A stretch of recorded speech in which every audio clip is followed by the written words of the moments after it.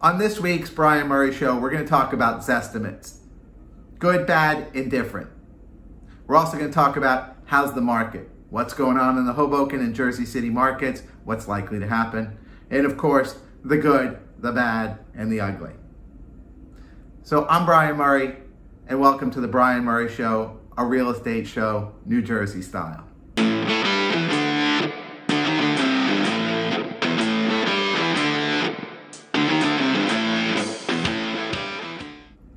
We're going to jump right into the discussion point today, which is about Zillow estimates or Zestimates.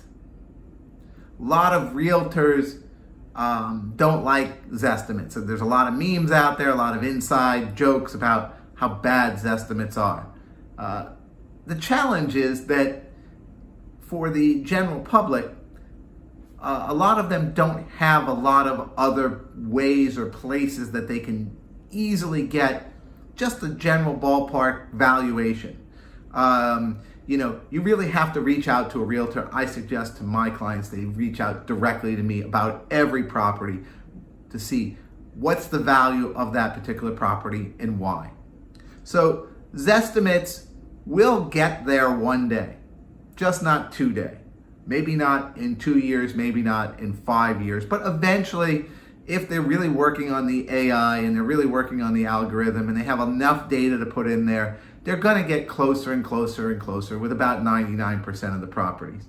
It's just today, they're really not there.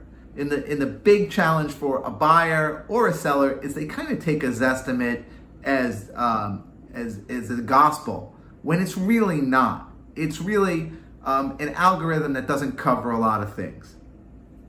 And the number one problem with Zestimates is they don't measure feel. And feel is everything. For instance, a Zestimate can't tell you that, hey, because you're on the second floor in this particular property, it's about the same as the third or the fourth floor. But in a property two doors down that's identical in every other way, but the other property on the second floor, you're right above, say, a Dunkin' Donuts, you get a big discount versus the third or the fourth floor because people don't want to live above a Dunkin' Donuts necessarily. They're worried about the rats, the bugs, the smell. Not that all Dunkin' Donuts have rats and bugs, but people worry about it. And, so it's the feel, it's the nuance of, hey, does this home get sunlight all day long? Does it just get sunlight in the morning? Does it get no sunlight at all? Versus the home right next door or right around the corner from it that's identical in every other way, but it has a feel, a warmth to it. So a Zestimate is a little bit misleading in a lot of cases. I mean, they probably do a good job 50-70% of the time, but if you're a home seller, can you afford to start with a Zestimate 50 to 70% wrong? That could be 10 or 20 or 30% wrong. I just saw a Zestimate on a particular property I put out there this week, and it was 50% wrong. It was half of what the property is. The property happens to have awesome New York City views, and I don't even know what the Zestimate was basing it on, because even if it had no views, it was 30 to 40% off. So be very, very careful about how you use Zestimates as a measuring tool. Again, reach out to a trusted advisor to say, hey, what's the real value of this property real time based on, not just on Zestimates, but based on all the nuances. There's 100, 200 nuanced little things that I've been doing this 18 years that allows me to say, hey, this is really why this is a value and that's not why this is a value. And it's not because I deem it that. It's because the market consistently deems certain things to be more value than less value. An oversized terrace has a lot of value. An extra oversized terrace doesn't really have extra oversized value. It might just have value.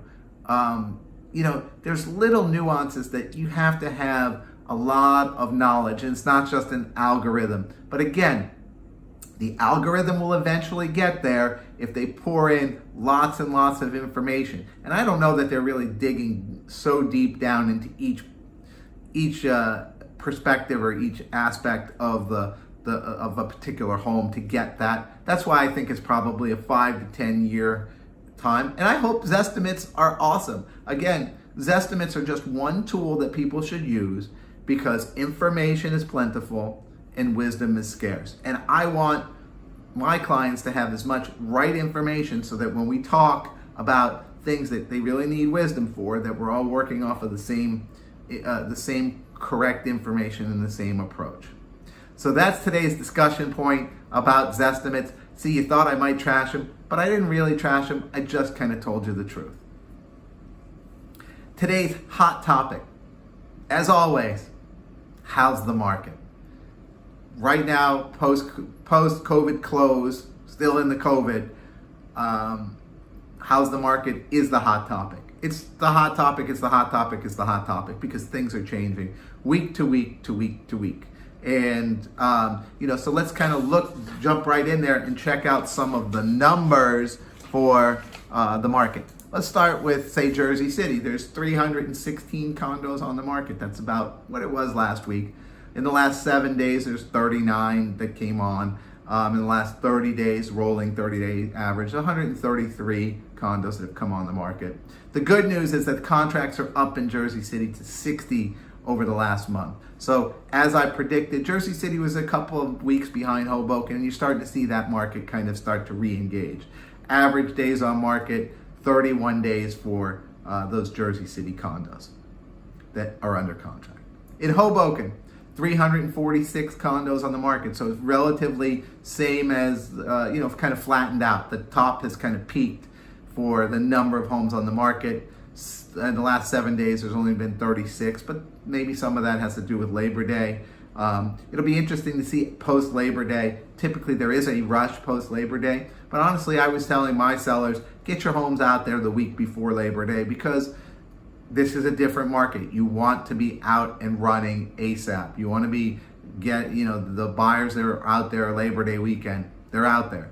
It's just a different time. Labor Day doesn't mean what it used to. Holiday weekend doesn't mean what it used to. The end of summer doesn't mean what it used to.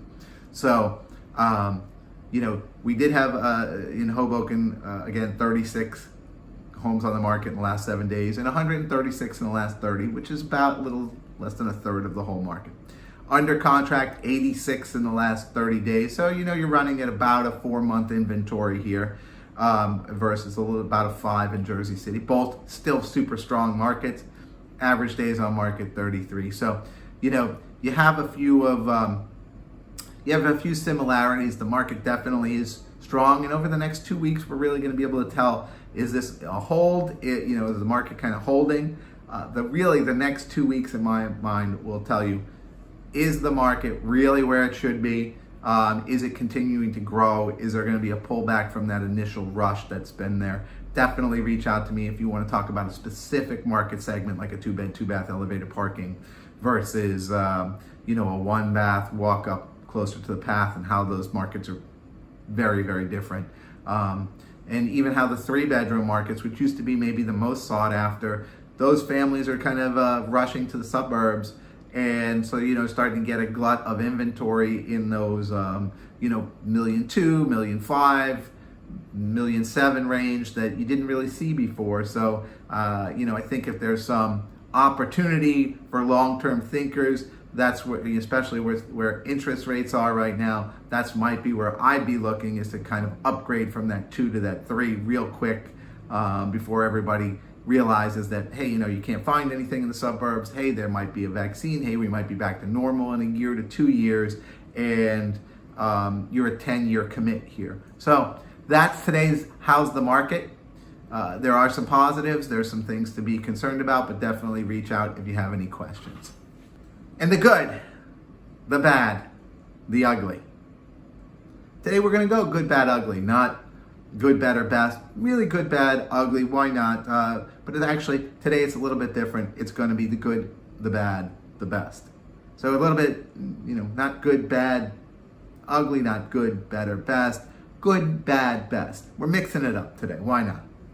Good. School is opening. It's the most wonderful time of the year. School is opening. maybe there's some normalcy for the kids. Maybe they're going to get to see their friends. Maybe they're just going to start to learn. Maybe they're going to feel like, hey, every day isn't the same because I moved from the 2nd grade to the 3rd grade, or from the 5th grade to the 6th grade, or the 9th grade to the 10th grade, or whatever. You're getting that move up. You're really feeling the move up. So that is so good for the kids to just kind of get some of that back. The bad, school is back. It's a hodgepodge. Depending on the school, even in the same town, depending on the school, charter school, private school, public school, what's the schedule like? Half days, full days, 1 day a week, virtual learning.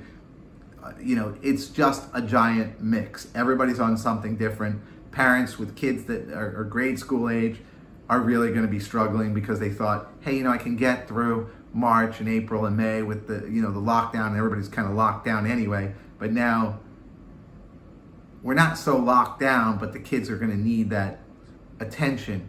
They're going to, and it's got to be hard for the kids to be on a Zoom call. I know when I'm on a Zoom call for an hour, 2 hours, 3 hours at a time, I become a zombie. I can't imagine learning on a Zoom call for, that amount of time when I'm, 8, 9, 10, 12, 14 years old. So the bad is that it's going to be a grind for a while for a lot of families and a lot of kids, and we're going to have to understand that, maybe more so than ever. Hopefully everybody can kind of pull together on that and give those kids a little bit of a break, and figure out some ways to make them feel appreciated for what they're going through. And then the best, that indoor dining is back. It's back, 25% is better than nothing. I talked recently to a bar owner here in the Hoboken area. And he said even with 25% capacity, he's still doing enough revenue that he would have normally done at this time of year. Now, granted, football hasn't kicked in, and the Saturday, Sunday football where you end up with a really crowded bar and they do a lot of revenue. But for August, or what was left of August, they did okay, and that's what we're going to have to do. This is kind of the year of do okay if you can. If you're not in a fortunate enough position to really be crushing it, okay is better than drowning. To spend the good, the bad, the ugly. Thanks so much for watching The Brian Murray Show. As always, all episodes of The Brian Murray Show are on my website, themurraypropertygroup.com, under the blog section. You can see some of my shows via social media. Please do follow me, LinkedIn, Instagram, Facebook. Do give me a comment, do give me a like, do give me a share. I do appreciate it. If you found any value in this at all, definitely love it when I get shared and liked and followed. Share it with your friends even. And as always, if there's anything that you disagreed with in the show, please reach out to me directly and I'll show you why you're wrong. Thanks for watching.